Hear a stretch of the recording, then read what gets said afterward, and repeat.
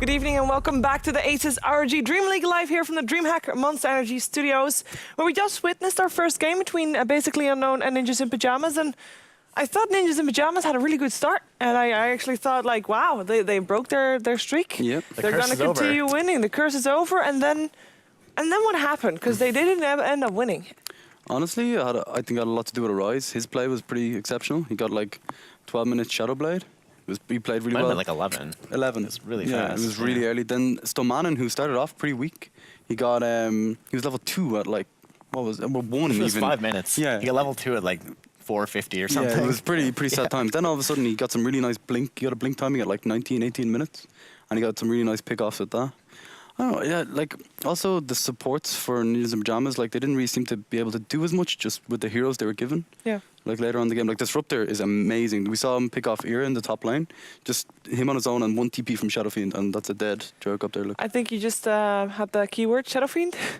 Was pretty damn bad. That might have worked out really well for Quap too. Yeah. That Quap was really behind, like minute 17 through 20 or so, and then by minute 40, like, she had a ton of net worth. Yeah, and the choice to go for AC as well, it was really, really good. They did so much right-click damage, and Gyrocopter, and choosing not to go for the butterfly, like, he just kind of fell over to all the minus armor of the...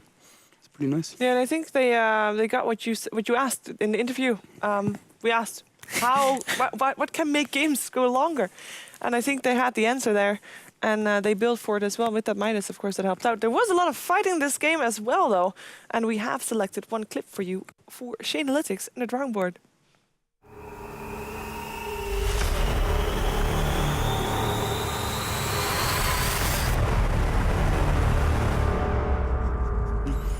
Welcome to the drawing board. So the clip we've selected is around 42 minutes in, and it's when NiP try and push high ground. And okay, so what happens in this fight is, in the previous fight, Bloodseeker and Puck bought back, so they have no buyback in this fight. And basically, let's play it and watch it unfold. So what they do, there's some nice play from both supports with 4 staffs in this now. Stomanen uses 4 staff on Ira straight away to try and push him up into the high ground, but he manages, look, wait for it. Look at that from Relax. That was a really nice 4-staff catch him out of position. And Stomanen instantly blinks hexes. But, okay, so they go on a rise with the lift, but they don't have any more follow-up because they used everything on him. So he just BKBs on top of all of them and does the dream Requiem. Yeah. They get a really nice Echo Slam as well on top of Ira and completely lock him down. Now, Jonas is just kind of standing there, not really doing any damage. Like, it doesn't really seem like it.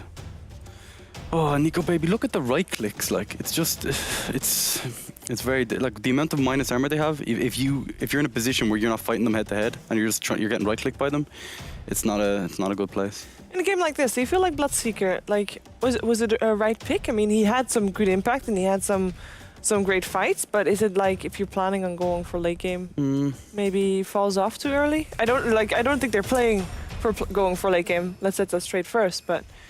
I think at the start of the game he played very, very well. There was like lots of trades where he came out ahead. Like in the top lane when they tried to gank him, he was kind of constantly in and out.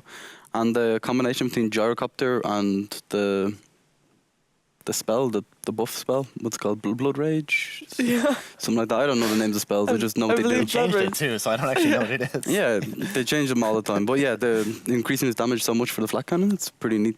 But I don't know, I thought their draft was fine. It's just they didn't capitalize on when they had the advantage, like in that push mid, when they had the Aegis. So not an outdraft, you agree? I don't think it was an outdraft, no. I think that was just, they kind of fell apart playing. I think Bloodseeker too, it's sort of an odd pick.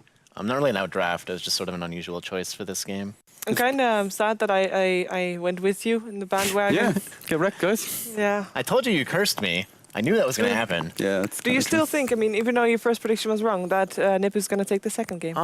Yeah, I guess I'm going to hold with that. I think that was still pretty even. I think, NiP was ahead, and I think that had they played a little bit more strong, a little bit tighter, they still would have taken that game. You also don't want to jump ship? I mean, according to everybody is saying, like, Ninjas in Pajamas is going to win this. Are they going to win this? What? Shane? You said 1-1. Yeah. So,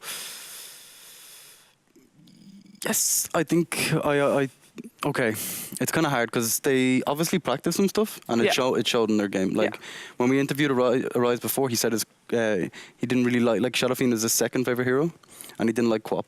Like he hated that hero, so that's why Nico played it amazingly.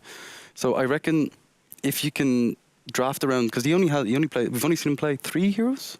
Quap, Something like that. Quap, Zeus, Magnus, Shadowfiend, 4 heroes, and that's it.